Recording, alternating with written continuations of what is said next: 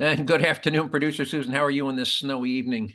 I'm doing great, Jersee Joe. How are you? I'm doing great. We had our first blizzard here. We had got to use we had 3 inches here in New Jersey, and New York City had half an inch, and it shut down the city.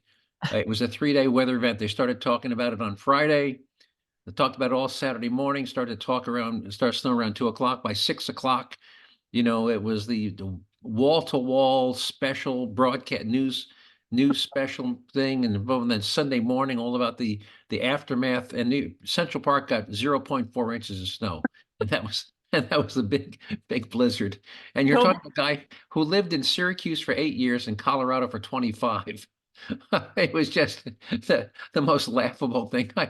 We'd wake up, we'd wake up to 10 inches of snow in Syracuse, and it was a Tuesday. Okay, everybody goes to work, everybody goes to school. It was just hilarious. well, apparently Pennsylvanians handle things similar to Syracuse, New York, because we got 8 inches Saturday overnight into Sunday, And and life went on, right? life went on. And then this morning overnight, I woke up surprised, didn't even know, woke up to 3 inches of fresh snow this morning, and the schools didn't even close. You mean they didn't have a news special telling you that you were going to have, they didn't have a 3 hour special broadcast on you were going to have 3 inches No, of snow? usually when the schools are closed, I get an alert on my phone at 5 a.m. And I looked at my phone to make sure there was no alert. Nope. So I got in the No, shower, took a shower, went to work. goodness. All right. All Didn't right. didn't Well, you want to even hear put what, it in four-wheel drive. all right. Well, we're not going to talk about the weather today. So you want to hear what we are going to talk about? Yeah, what's on the agenda? All right. Well, it's the Jersey Joe Show, the news and perspective you won't hear on TV. Our quote of the week is from Winston Churchill on the art of succeeding in politics. Our stupidest thing I've heard all week, I think you've heard this. It's a clip from the Joe Pag show where he reads a list of wasteful spending by the U.S. government. And some of this stuff is incredibly, for a country that's $34 trillion in debt, the things we're spending money on are truly incredibly stupid. And when you hear like Nancy Pelosi saying there's nothing left to cut, well, yes, Nancy, there is stuff left to cut. Here's a question. What do you think is the best-selling electric vehicle in the world? Do you think it's a Tesla? Uh, they're pretty popular, but they're also super expensive. Well, actually, they've come out with a low-cost Model Y, but here's a hint. The best-selling electric vehicle in the world is not a Tesla, I and was it's gonna not say made in the Prius. US, and it's not made in Japan. So we'll tell you what the best-selling electric vehicle in the world is, and where it's being made. Um, couple of shows ago, we talked about the number of armed carjackings in Washington, D.C. that were going up. They were rising to about two a day.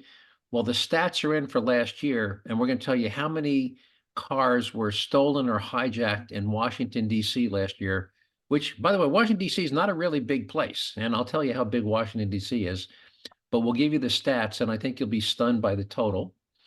Also, we'll tell you about in what state the largest act of civil disobedience in this country in the past 50 years involving literally tens of thousands of people is currently taking place and why. And you probably haven't heard a thing about it, have you? Nope. That's why we call it the situation news, news you won't hear on TV. There's a massive act of civil disobedience taking place, and it's not made the news. The other thing I got around to doing last week, at the beginning of the year, this outfit, the Gun Violence Archive, always sends out these press releases about how many mass shootings there were in the United States last year. Did you happen to catch any of those? No, I didn't. Well, it was the usual big lie. They claimed that we had 657 Oh, mass yeah. shootings in the Nope. United States last year, which was literally almost two a day.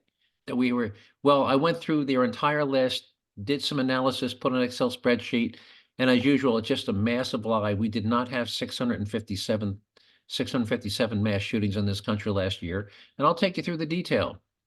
A story I know you heard about. We'll tell you about a dog that ate $4,000 in cash that its owners had left on an envelope on a kitchen counter. And we'll tell you the lengths the dog's owner went to try and recover some of that money. In fact, I might let you tell us the lengths they went through to recover that money. And our taxpayer relief shot is from Indianapolis, truly an award winner, where homeowner shoots and kills an armed home invader with the intruder's own gun. How's that for an award winner? Is that pretty good? Yeah, yeah. a guy comes to your house with a gun and you wind up shooting and killing him with his own gun. All right. Anything you want to think we should add to that? No, sounds good. All right. All right. I love this quote by Winston Churchill on the secret of success in politics. He said, the secret of success in politics is the ability to foretell what is going to happen tomorrow, next week, next month, next year, and then to have the credibility to explain afterwards why none of it happened. Isn't that just fantastic? Politicians, well, this is going to happen. You need to elect me because this is going to happen. That's going to happen. That's going to happen. And then when none of it happens, to explain with a straight face why it didn't happen, despite the fact that you predicted it was all going to happen. I mean, isn't that just so appropriate? Yeah. All right. All right, here's Joe Pack. Now, Senator Rand Paul for years has been putting together a list of wasteful government spending. And Joe Pags, he's got a nationally syndicated show. And here's Joe Pags telling us, just reading some of the list. And you tell me, are these things, by the way, our 34 trillion in debt, our budget deficit this year is going to add another 2 trillion on top. We added 2 trillion last year. We're going to add 2 trillion this year. And you tell me if you think these are things we could do without. Here we go. You hear the news out of Washington, D.C.? That's where Senator Rand Paul of Kentucky is calling out wasteful spending by the government. Now, you and I might disagree on how much the government should spend. I might think it should spend less. You might think it should spend more. But you tell me, doesn't matter which side of the aisle you're on. Doesn't matter your politics. You tell me if you're okay with this. Among the notable things that Rand Paul, the senator from Kentucky, is calling out, he says the National Institutes of Health allocated funds to study Russian cats on treadmills. I'm serious. Also, Russian cats on treadmills. You This is heard not that, a right? joke. Not a joke. Here we go. Here. photos of Barbies were utilized as identification to obtain C-19 relief funds. I kid you not. The Department of Defense lost $169 million of outdoor stored military gear. $169 million gone. $6 million went toward tourism in Egypt by the United States Agency for International Development. So we spent $6 million taxpayer dollars to promote tourism in Egypt. Why? Why? What? And the Small Business Administration provided over $200 million to struggling music artists. You might have heard of these people. Post Malone. I'm not kidding. Chris Brown. I'm serious. And Lil Wayne. For those of you who aren't cool and as hip as I am, Post Malone, Chris Brown, and Lil Wayne are not struggling music artists and didn't need $200 million of taxpayer money. That's right. Just a small list of what Rand Paul had to say. Give me your thoughts. A, do you like? I'm surprised they didn't have Taylor Swift on there as a struggling artist. I mean, I mean, all three of those artists are multi-million dollar. Chris Brown, Lil Wayne, Post Malone, Post Malone, yeah. multi-millionaires, and they got part of $200 million I think there was a National Institute of the Arts. I mean, so when Nancy Pelosi says, we've cut everything there is to cut, there's nothing left to cut. I mean, and this stuff has been going on for years. I think we've played stuff like this in past. You know, there is so much waste. It actually sickens me. And by the way, if you go to Rand Paul's entire list, you'll want to vomit when you look at how much. And by the way, when we left, when we pulled out of Afghanistan in that botched withdrawal, we left several $1 billion worth of equipment there that we could have, had we planned it better, we could have put them on C-130 transport planes. You know, we left helicopters, Humvees, tanks. It was just, we could have flown some of the stuff out. We could have flown it to Jordan. You know, we left some of the attack helicopters. We could have flown them out. We could have put the Humvees on C-130 or C-5A, but no, we just abandoned that equipment, and the Taliban thanks us for it, by the way. So, anyway, it just sickens me. Unless you have something to add, I was just going to move on. So, well, I am curious though, that list, whether Rand Paul has tallied that up, or if somebody else has taken the time to tally that up with the total of this ridiculous. Well, there's another guy named Senator Tom Cotton who does something called the Pork Book. And if you want to look it up, I might Google it, maybe get include it next week, where Senator Tom Cotton totals up. He actually has a book every year. He publishes it and circulates. It's about a 60-page book where all the pork projects that have been tacked onto bills. Somebody will pass a bill like, the budget bill, and then they'll put in something about a new post office named after some senator or bridge to nowhere or something. And he calls it the pork book. So I'll see if I can find that for next week. All right, you want to talk about car thefts? Yeah. Now, I think we talked. I'm sorry, we talked a couple of weeks ago about 2 armed carjackings a day. Now, District of Columbia, you ever been to Washington, D.C.? Several times. All right.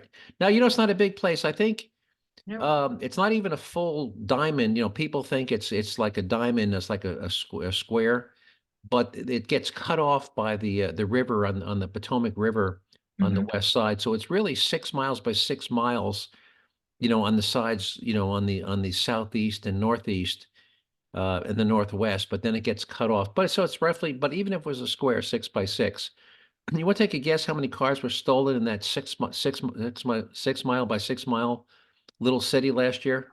Unfortunately, I'm going to guess a couple hundred. You're just a little bit low. Try 6,829 car thefts.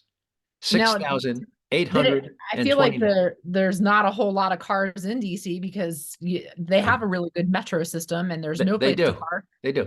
So there's not that many cars in DC.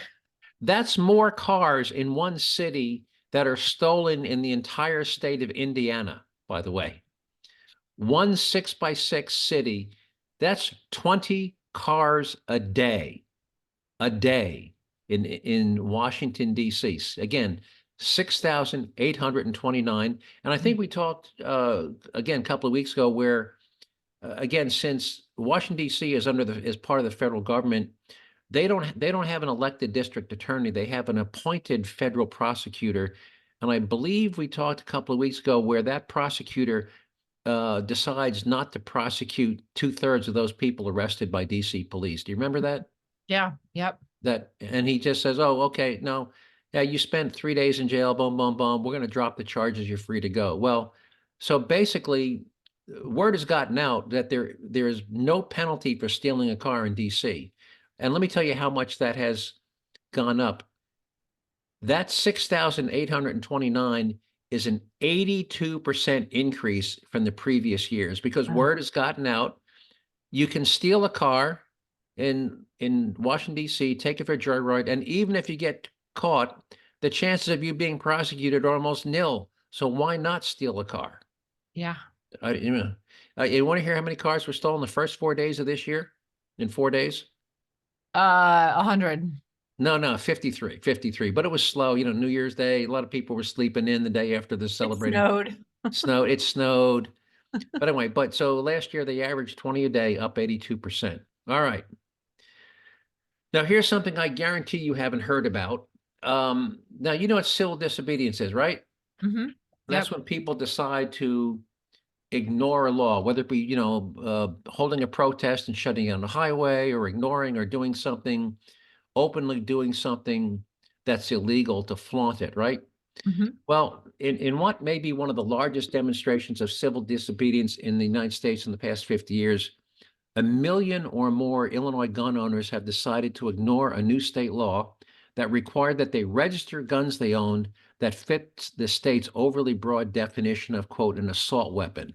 And that definition went far beyond just AR-style rifles that included any gun with innocuous features such as a simple thumb hole in the stock or the threaded tip on the barrel of any sort of pistol, or even a pistol grip forward of a trigger guard. And let me tell you what that includes. There are shotguns you can buy, camouflage duck shotguns. And for you to get a better grip on the gun, there's a spot, there's a hole in the stock. It looks like an ordinary shotgun. In fact, it's painted camouflage. It's a 12-gauge shotgun. It's a duck gun, but it happens to have a thumb hole where you can really, get your thumb in. So when you fire this 12-gauge shotgun with a 3-inch shell in it, you don't lose your grip. Well, that's illegal because it has a thumb hole. What's become very popular now, you've been to a shooting range, right? Yeah. Well, more and more popular. It's popular now to get a suppressor People call them a silencer, but it's a suppressor. People are putting suppressors on their pistols, and a lot of pistols now come out of the factory with a threaded tip on the end of the barrel, where if you wanted to add an aftermarket suppressor to cut down on the noise when you go to the shooting range, you can do it. Well, any gun with a threaded tip on the barrel is now classified by the state of Illinois as an assault weapon.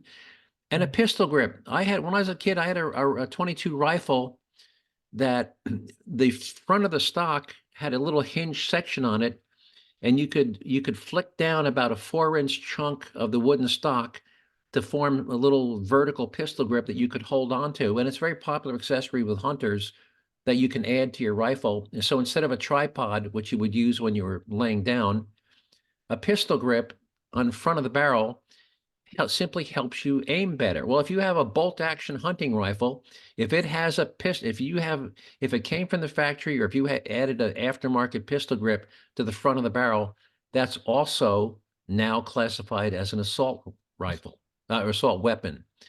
Anyway, so per the attached story, for years now, for decades, to own a gun or to buy a gun in Illinois, you had to get what's called a firearm owner's identification card, FOID card.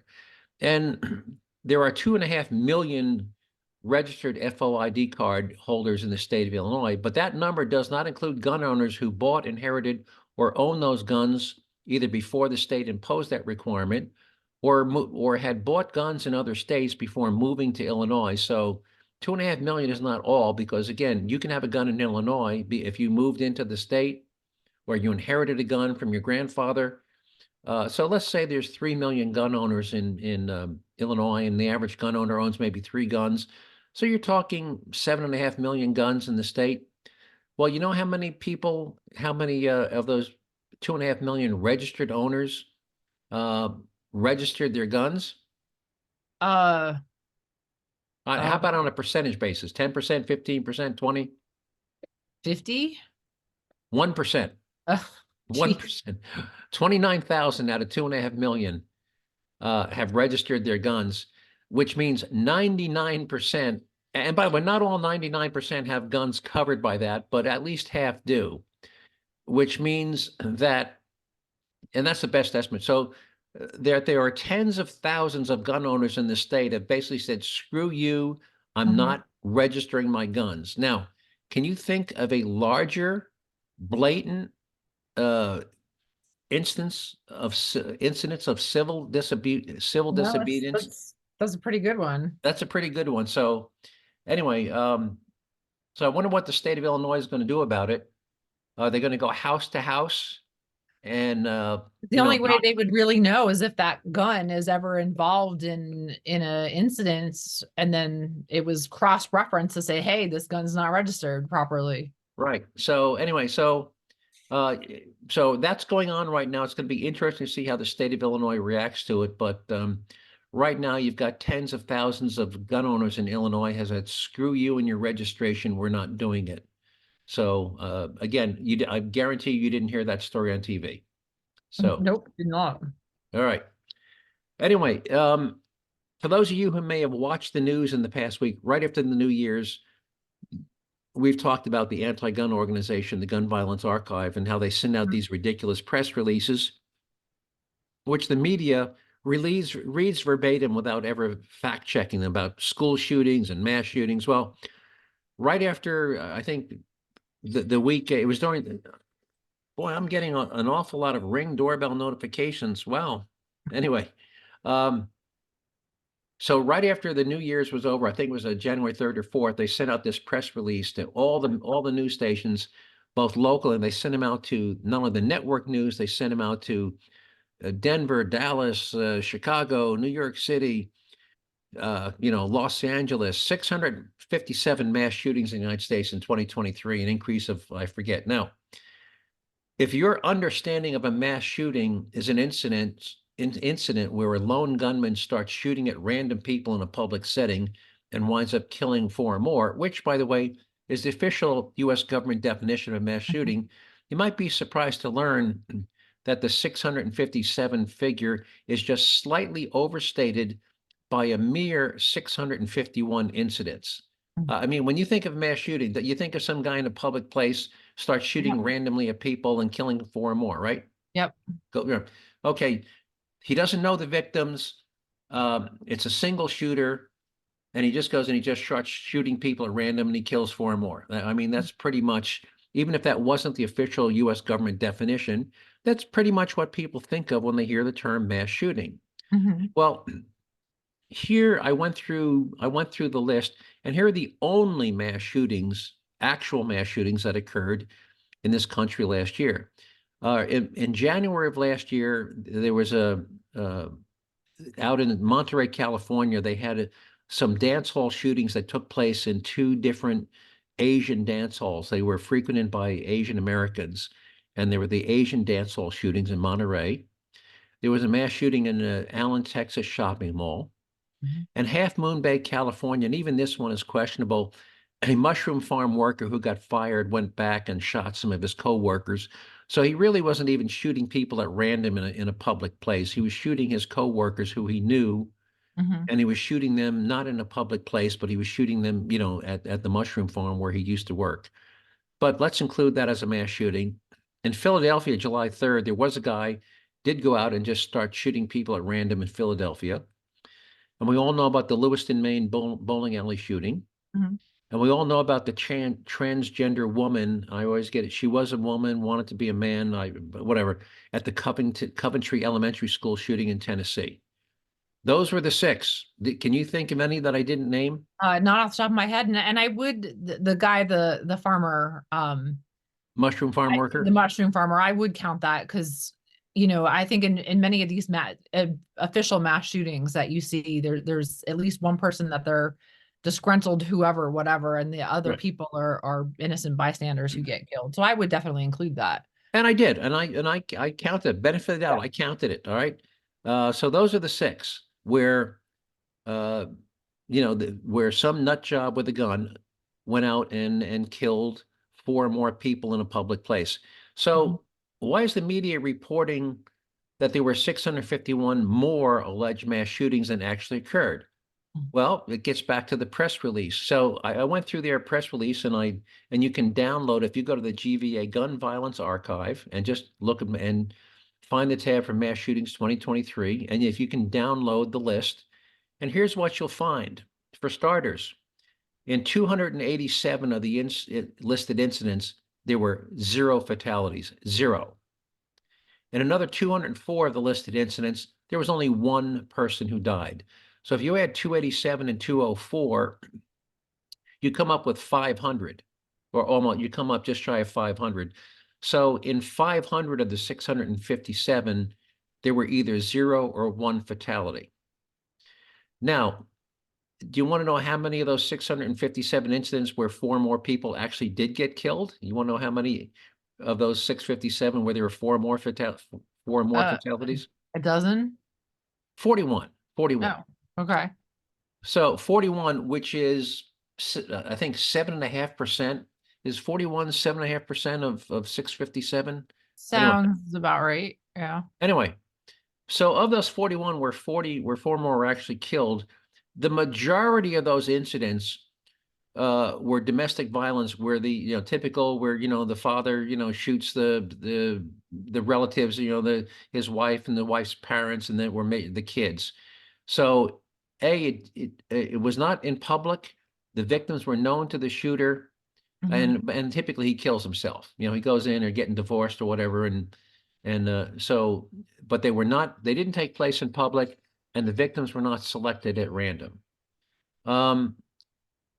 In most of the others, involve multiple shooters shooting at each other public area. How many have we heard? There was a shooting at a Sweet 16 party where multiple shooters were doing this, or outside of a nightclub. So, again, out of the 41, none of those other. I'm sorry. So of the 41, out of only 6 were actual mass shootings. The other 35 were either domestic violence that took place in a home, or they took place with multiple shooters, shooting at each other, hardly like random. Gang members. Typically gang members. So no, we didn't. And so So then it's the claim of 657 mass shooting, a hyperbolic overstatement of what actually occurred, meant to scare Yeah. people into supporting ever more stringent I mean, what's the motivation for? And of all those gang shootings, we all know that none of those were obtained legally. So Yes. laws aren't going to prevent any of those. Yeah. Oh, and by the way, out of the 650 listed mass shootings, do you know how many involved a so-called assault rifle? Only a couple of, I would say only of those six, maybe three. Three. Yeah. 3 out of 657. 3 out of the entire list of 657 involved a so-called, and they were the Coventry Elementary School, the Lewiston bowling alley, and the Philadelphia shooting on July 3rd, Yep. which means out of the 657 mass shootings, 654 involved pistols. Mhm. So quote, assault rifles are not the problem. I mean, All there right. was one of the biggest ones, I think, is in recent years, one of the biggest mass casualty events that was a terrorist was in Nice, France. The van drove through the Right. crowd. 86 guy drove his truck into there was a street fair. It was the Bastille Day is a big celebration. It's like our 4th of July in Nice, France. They had a street fair. Yep. A guy and it was unfenced, people just in the street. He drove his truck at a high speed down the street, killed 86 people in under 60 seconds with his truck. Mhm. So, so yes, you don't need a gun.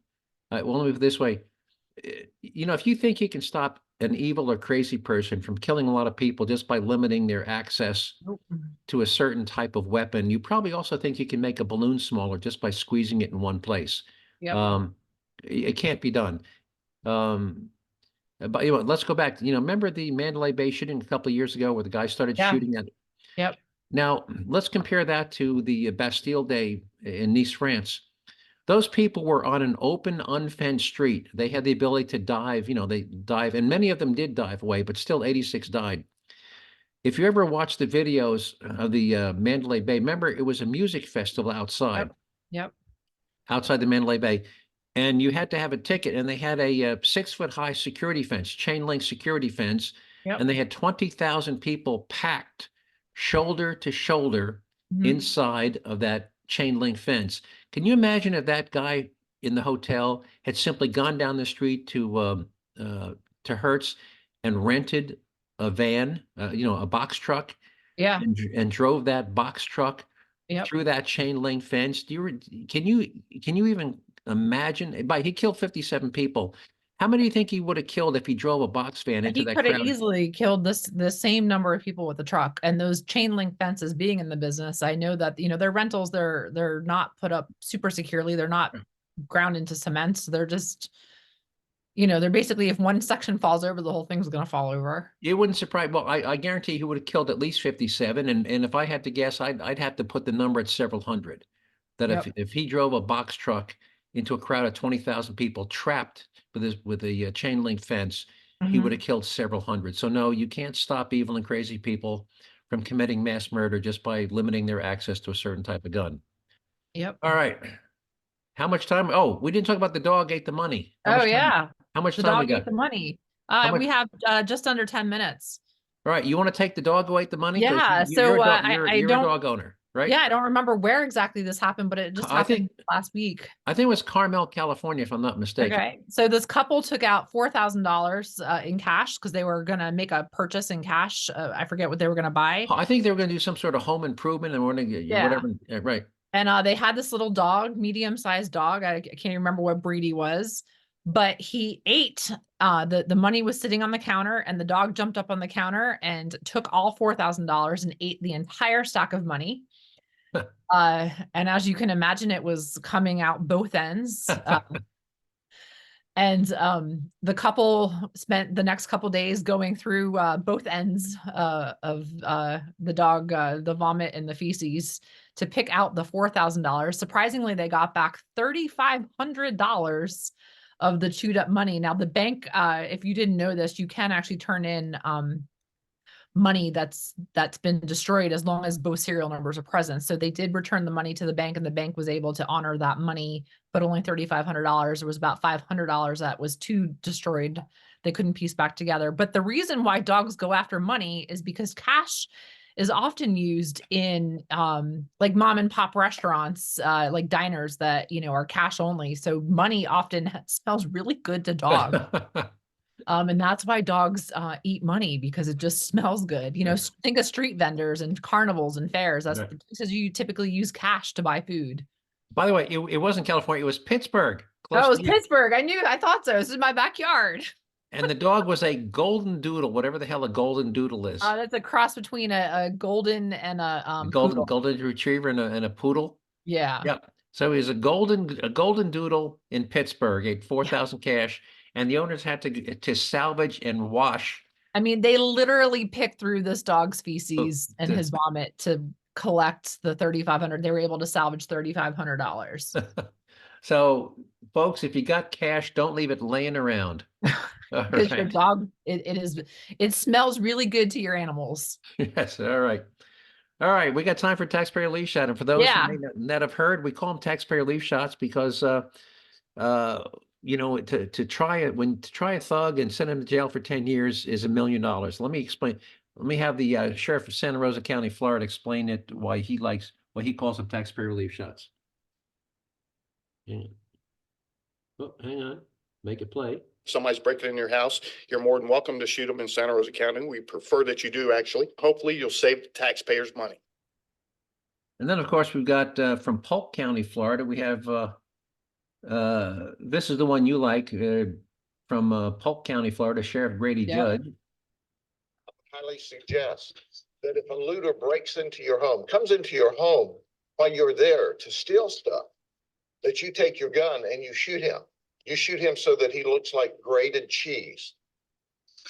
All right. So that's why we call them taxpayer relief shots. And we've got a couple of sheriffs say we think it's the right thing to do. Anyway, this one comes to us from Indianapolis, where a guy, and by you're going to hear where there was just not one guy, he had 3 of his accomplices sitting in a car outside waiting for him. So here we go. Indianapolis.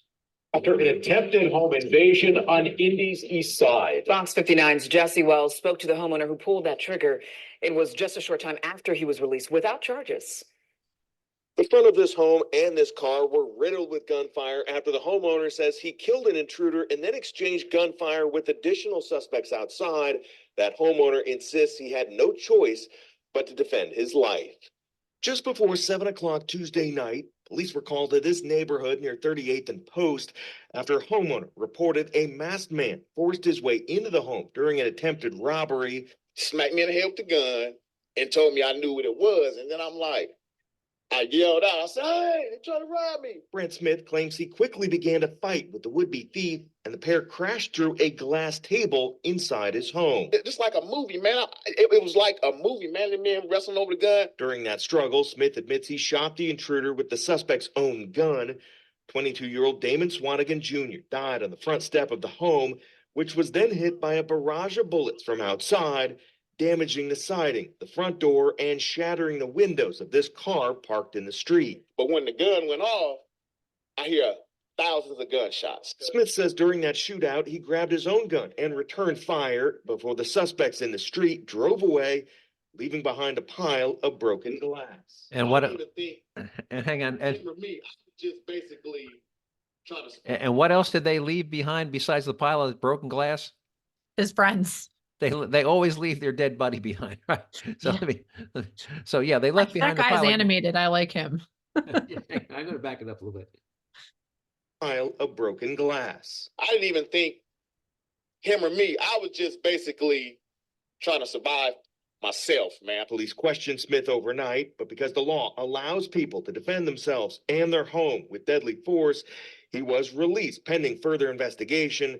The next morning, Smith remained emotional, thinking about the life he took. That don't make no sense, man. I didn't want to do that. I don't know, man. Like, I don't know his intention, but I didn't want to be shot, man. That's just all to it. For their part, police did not have any information on the additional suspects who may have fled the scene. Anyone with information on the case can still contact either IMPD's homicide office or Crime Stoppers. Jerzee Wells, Fox 59 News. And by the way, do you realize that his buddies waiting in the car could all be charged with murder? Yeah. Yep. Because if there's a fatality and if you're involved in a felony and there's a fatality of any kind, of any reason, you can be charged with a homicide. So. Yep. All right, before we sign off, anything you want to add? Nope. Nope. All right. Enjoy your snow. What little, it's all gone. Anyway, so I want to thank all of you who listened to this podcast for giving up 30 minutes out of your busy day to listen to me ramble on about things I find of interest and importance. And I hope you found those topics as interesting and important as I did. And if so, hope you continue to listen in the podcast in the weeks and the months to come. If you want to see some of the materials and story links you heard me talk about today, you can find them on the Jerzee Joe website. And remember, Jerzee is spelled Jerzee, JerzeeJoe.com. If you want to send me an email, just send it to joe@JerzeeJoe.com. And again, we'll take comments, questions, and if you want to suggest a show topic, be happy to do that.